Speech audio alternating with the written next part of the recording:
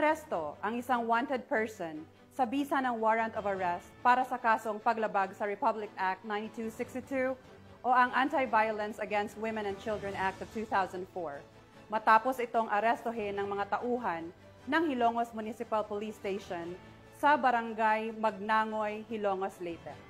Patrolwoman Cristel Palafox sa report.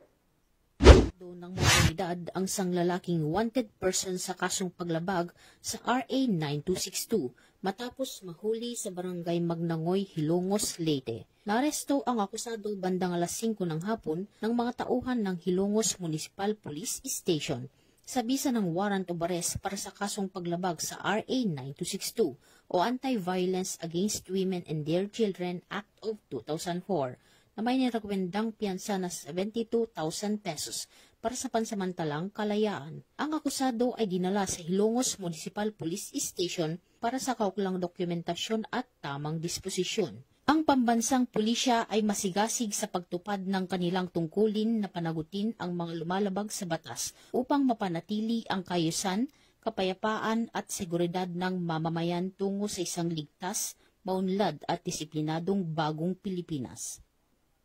Mula dito sa Eastern Visayas, ako ang inyong PNN correspondent, Patrolwoman Palafox, alagad ng batas, tagataguyod ng Balitang Pulis.